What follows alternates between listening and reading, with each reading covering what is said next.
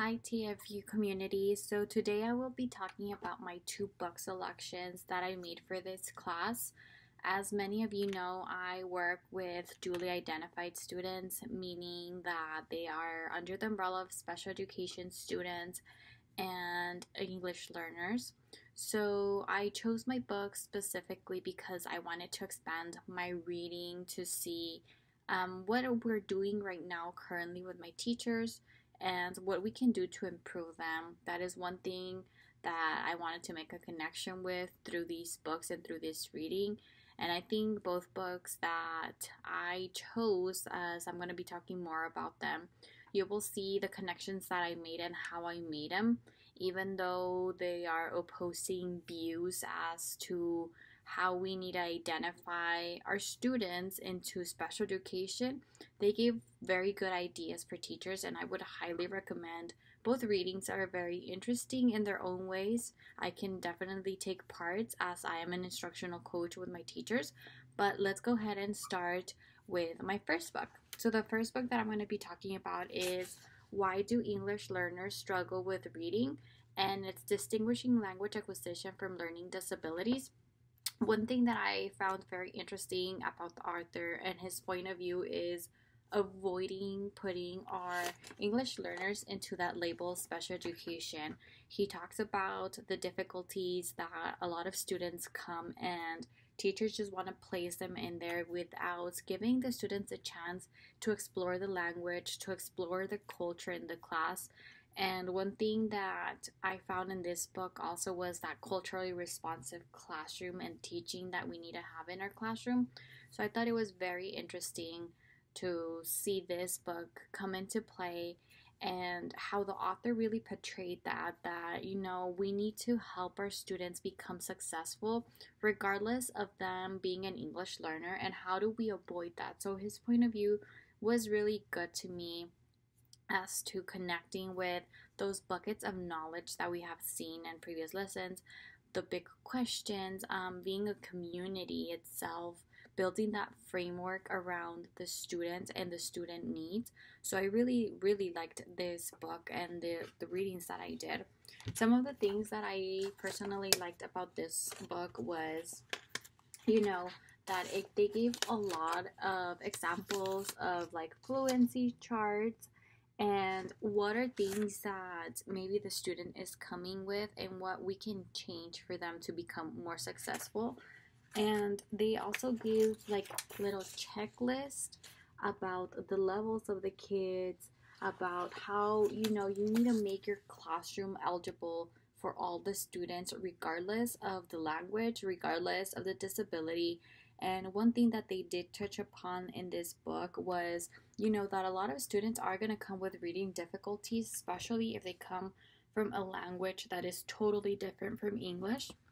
So this one does give a lot of theories and a lot of evidence-based methods that we can use. And it does provide a lot of like wealth of information about else within the RTI praxis, which is a process about having steps in order to follow them and to avoid the students to come into special education. So the RTI process is an intervention that is placed for students, and that is one thing that I really, really liked because it does give like a multi-tiered system of supports, and you go through the tiers before you actually induce that the student has a disability.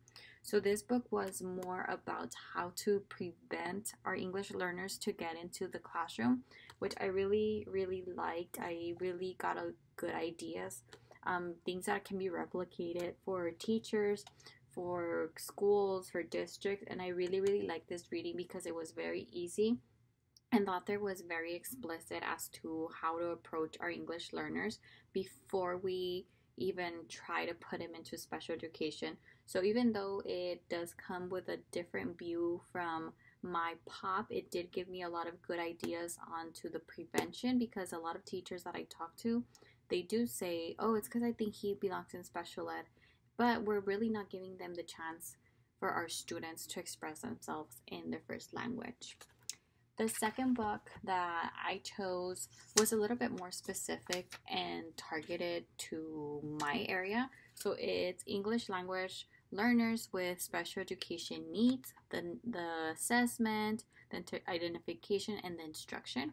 So one of the points of views here was the author saying, we are under identifying. So this one, it's actually talking about the under identification of our English learners inside special education, which is the opposing view of the first book by Hoover. So this one was very interesting to me just because it is not a very old book, but it's still a couple of years old. And the identification process was not there for a lot of our cities around that have a lot of English learners.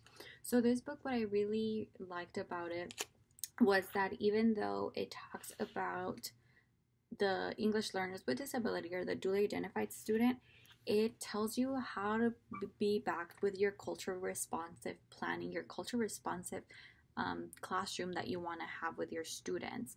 So I really did like this one just because it gives a good overview for teachers and ideas as to how to incorporate parents, how that identification process needs to go for the students, which overlaps with my other book.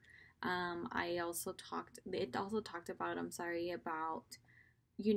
that identification process and the assessments that need to be culturally responsive to the student. So, one thing that I really appreciated from this book was the awareness that we need to create with our teachers that you need to find something that is for the student and is tailored to the student. It does say that, the saying of not one shoe fits all students, and it's very true. So I really appreciated this book just because it does connect again to the buckets of knowledge about how we perceive the big questions that we need to ask, the themes that are going to come across our English learners and special education students. And one thing that it does talk about is about strategies that overlap for both our English learners with special education and all your gen ed students. So it doesn't tell the teacher to move out of the way of what they're doing already or reinvent the wheel. It's talking about strategies that are already there. So I really like it. This book, like I said, it does describe the challenges that we may be facing as districts of the identification, the placing, and the teaching. So I really enjoyed both of these books in their unique ways. Like I said, one of them had opposing views to one another, but it did give good ideas about the instructions and what we need to do as educators to make it better. And the connections that I made to my pop were very powerful just because it gives me good ideas about the strategies, how to approach my teachers that have negative views about our students, and everything that is going to be happening in my pop. Thank you.